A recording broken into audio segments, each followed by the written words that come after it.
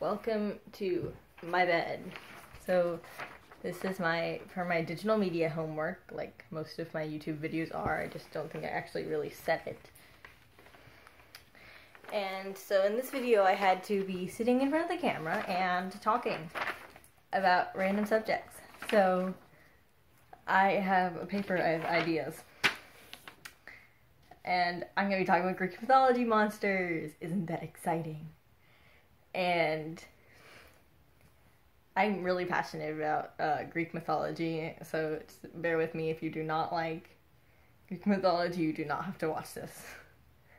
So, the first thing I'm going to be talking about is satyrs. Satyrs are a Greek monster that I wouldn't really call a monster. It's more of just a creature. It's half human, but its lower half is goat, very interestingly. And in the old days, it was said that they were like guardians of the wild, and they led half-bloods or demigods, which were the children of the gods that were half human, half god, into their safe havens. And so I found this really cool. The next one is a centaur. A centaur is a half man, half horse.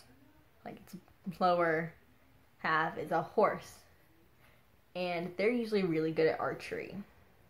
It's pretty cool. There's a famous centaur. His name is Chiron.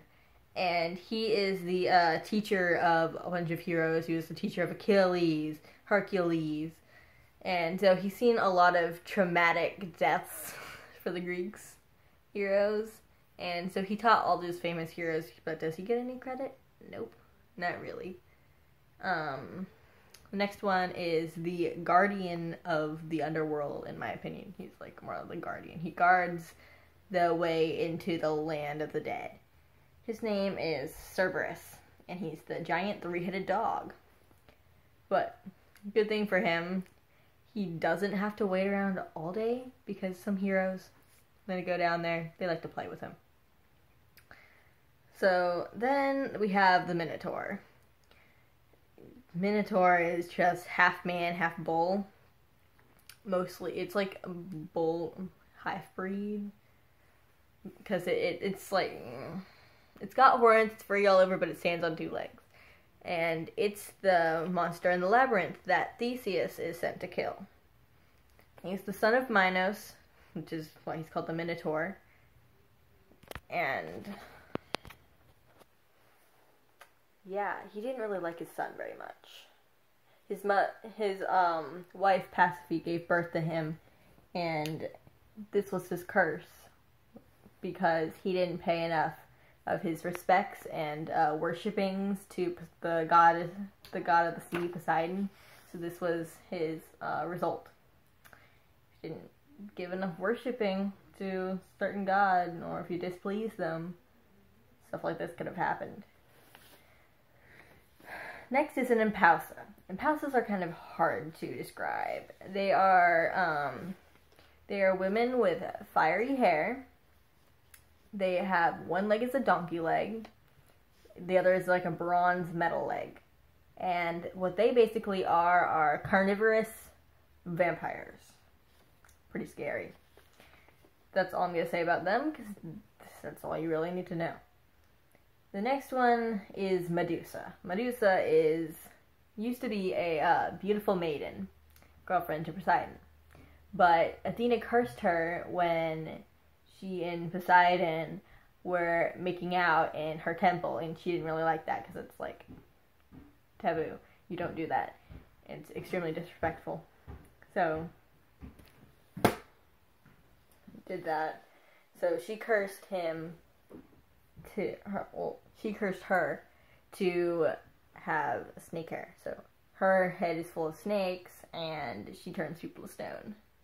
And her sisters were turned into the Gorgons. The next monster I'm going to talk about is the Hydra. Hydra is a dragon-like creature with 8 heads, and few of the heads spit poison, few of them spit fire, and the rest just dragon heads. And it's scary all around because every time you chop off a head, which heroes automatically do, that forms 2 more heads. And the only way to kill it is to chop off its head but quickly burn the stump of the head so it can't regrow and multiply. The next one is a Cyclops. Cyclopses are very humanoid creatures, but are taller and more muscular. Like, a baby Cyclops would be about 6 feet tall. Like, the size of a normal man. And they only have 1 eye in the center of their face. So, they usually work in the forges of Poseidon, but some of them do like to eat humans.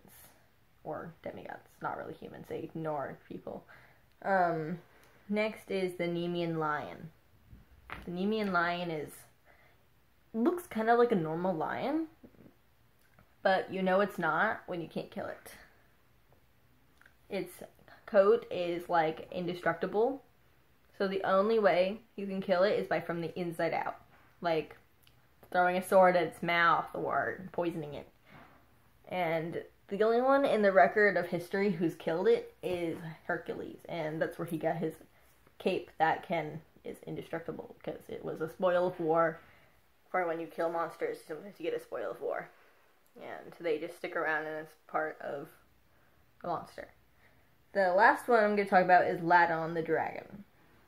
He guards the garden of the Hesperides, and the Hesperides garden is...